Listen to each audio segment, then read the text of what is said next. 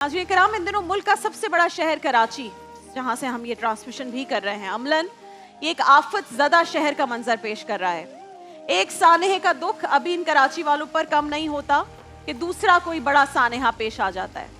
कहीं कोई इमारत गिरने से मलबे तले दबकर लोग मर जाते हैं, कभी गुल प्लाजा जैसा शॉपिंग सेंटर पल भर में जलकर राख हो जाता है, कभी किसी माँ के लख्ते जिगर को डंपर कुचल कर चले जाते हैं, कभी खुले हुए गटर और मैन होल मासूम बच्चों को निगल लेते हैं। और आज महफिल ख़ास में एक ऐसा ही ख़ानदान, एक ऐसी ही फैमिली जिसके गम में पूरा पाकिस्तान शामिल हो गया, उस माँ से जिसके जो आंसू थे उसके दुख से पूरे पाकिस्तान ने रिलेट किया, और उनका गम लफ्ज़ों में बयान करना मेरे लिए, दानिश के लिए, हम में से किसी के लिए भी मुमकिन नहीं है। आज से तकरीबन 3 माह कबल जब मैं आपको ये कहानी बताऊंगी तो आप फ़ौरन समझ जाएंगे।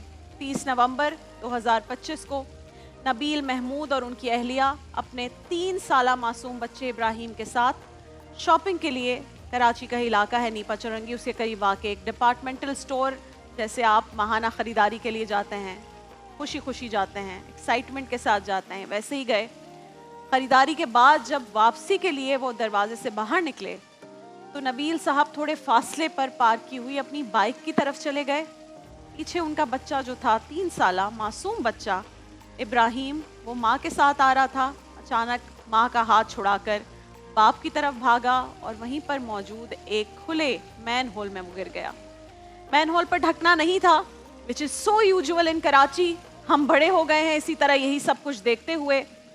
पानी के तेज बहाव ने चंद लम्हों में उसे माँ की नज़रों से ओझल कर दिया।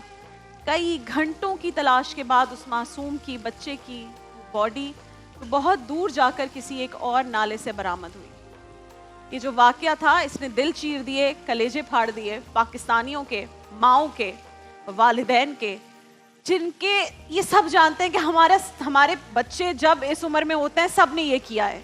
कहीं ना कहीं ट्रैफिक भी होती है, बच्चे भाग रहे होते हैं, हम उनको किसी तरह रोकते हैं। लेकिन रबिया, ये मसला ऐसा है कि शायद मेरे बचपन से आज तक है और इस पे गवर्नमेंट कभी कुछ करती है या नहीं करती, मेरी समझ में ये मतलब हम बड़े हो गए इस बात को सुनते सुनते। ये कोई पहली बार नहीं हो रहा है यहाँ पे, बस ये ऐसा होता आ रहा है। आज इस फैमिली में, रमजान में नहीं होता, ये सारा साल की बात है।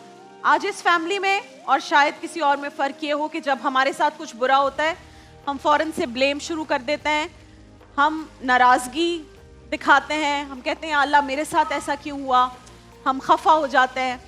इनके साथ ये सब कुछ हुआ और उसके बाद इन्होंने कहा कि हम वो फैमिली बनेंगे जो औरों को इस चीज़ से बचाएंगे।